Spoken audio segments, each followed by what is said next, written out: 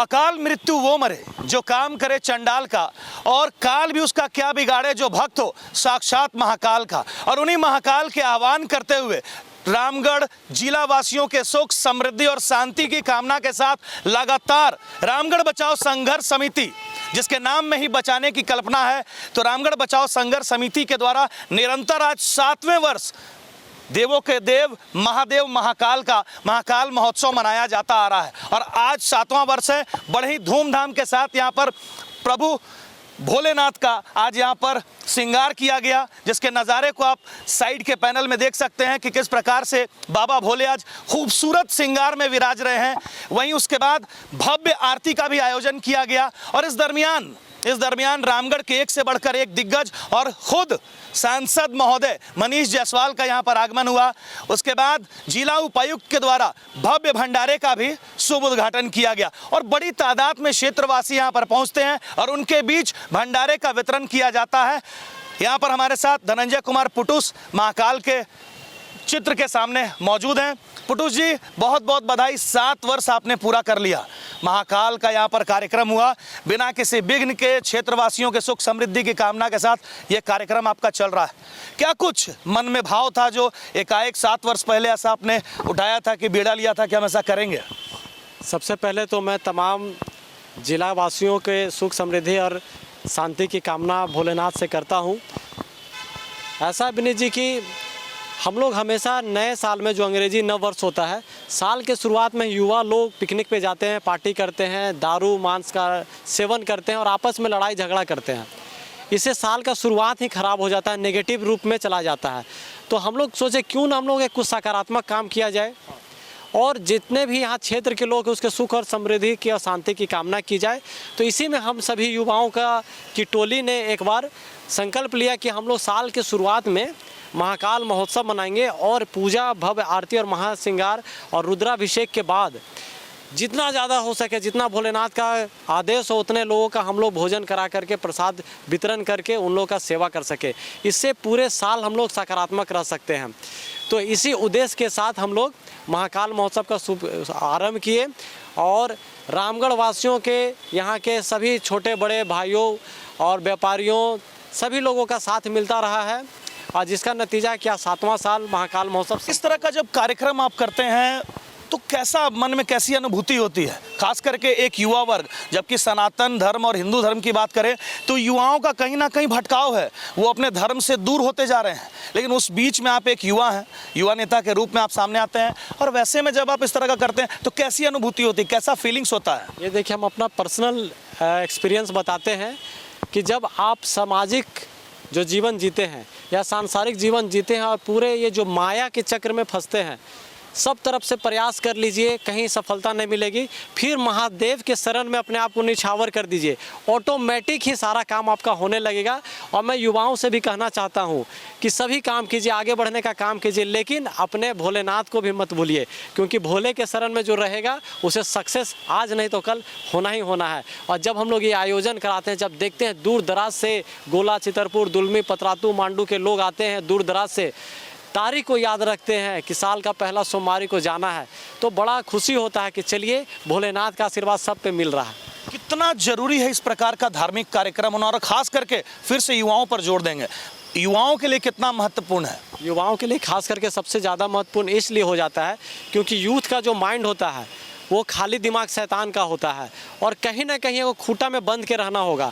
आप देखते होंगे कि जब कोई पतंग आसमान में उड़ता है तो बहुत ऊंचाई तक उड़ जाता है, बहुत ऊंचाई तक, लेकिन लास्ट में लटाई में धागा बांधा नहीं रहेगा तो कट के कहीं ना कहीं किस दिशा में गिरेगा उसका कोई गारंटी नहीं है। तो एक खूंटा में कहीं बंधना होगा, तो वो भोलेनाथ है। भोलेनाथ के खूंटा में बंध के रहिए, जिंदगी में कितना भी ऊंचाई जाइएगा तो भोलेनाथ संभालने के लिए तैयार है। अपने युवा भाइयों के लिए क्या संदेश देंगे कि आप जुड़े, धर्म से जुड़े, अपने धर्म को पहचाने, अपने सांस्कृतिक विरासत, प्राकृतिक विरासत को जीवित करने में आगे आएँ? हम युवा साथियों से तो यही निवेदन करेंगे कि सबसे पहले अपना घर परिवार, रोजगार, व्यापार, अपना जो लक्ष्य है उसको साधिए, उसके प्रति गंभीर रहिए और उसके साथ साथ उसके साथ साथ भगवान को भी मत छोड़िए, क्योंकि अगर भगवान का आशीर्वाद नहीं रहेगा तो कहते हैं ना कि होई वही जो राम रचि राखा, मतलब कि जब तक वो नहीं चाहेंगे आप कितना भी प्रयास कर लीजिए कुछ सफलता नहीं मिलने वाला है। इसलिए धर्म के साथ भी जुड़ा रहना बहुत ज़रूरी है। अपने युवा भाइयों को एकजुट करेंगे कि हमारे संस्कृति और सभ्यता को आगे बढ़ाएं। सबसे पहले तो जय श्री महाकाल सभी भाइयों को, और हम यही कहना चाहेंगे आज के सभी रामगढ़ वासियों को, सभी युवा भाइयों लोग को, कि अपना सभी कार्य करते हुए और अपना जो देवों के देव महादेव हैं उसका आराध्य करना बहुत अति आवश्यक है और सभी को करना चाहिए।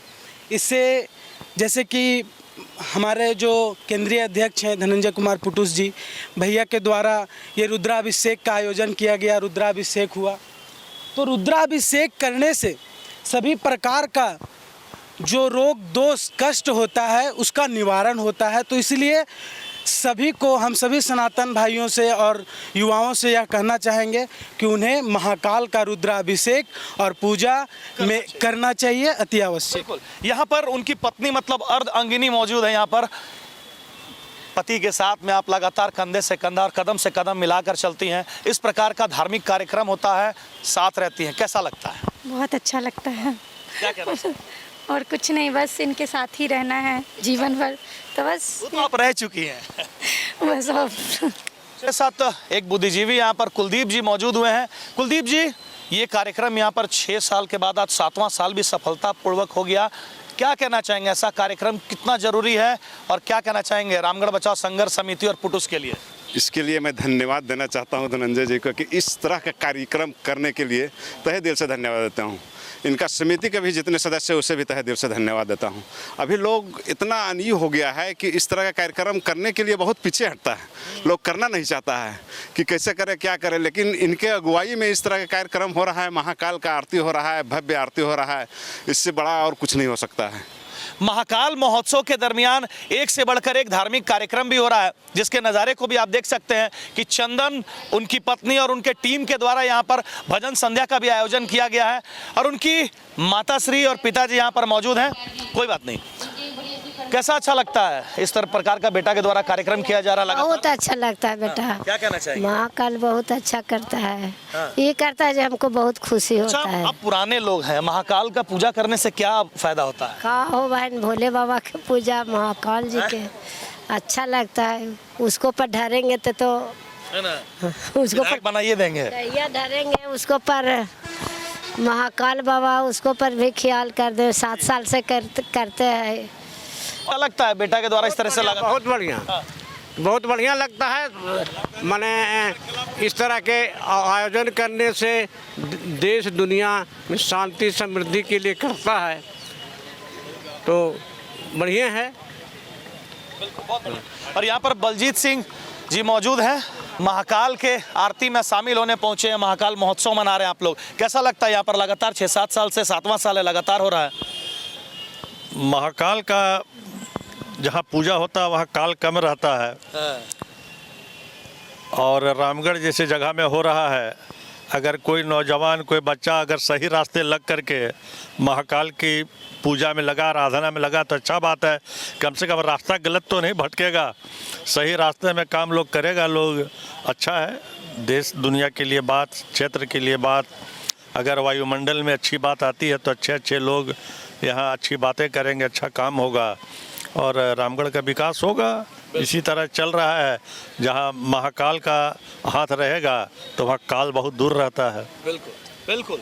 तो यहाँ पर जो धनंजय कुमार पुटुस मतलब रामगढ़ बचाओ संघर्ष समिति के द्वारा जो लगातार 7वें साल आज महाकाल महोत्सव भव्य तरीके से 9 वर्ष की शुभकामनाओं के साथ मनाया जा रहा है, उनके पूरे नज़ारे को आप वीडियो के शॉर्ट क्लिप में देखें। और यहाँ पर जो भगवान भोले का जो महाकाल का रूप है, उनका महाआरती, भव्य भंडारे और भव्य जागरण के नज़ारे को भी आप शॉर्ट क्लिप में देखें।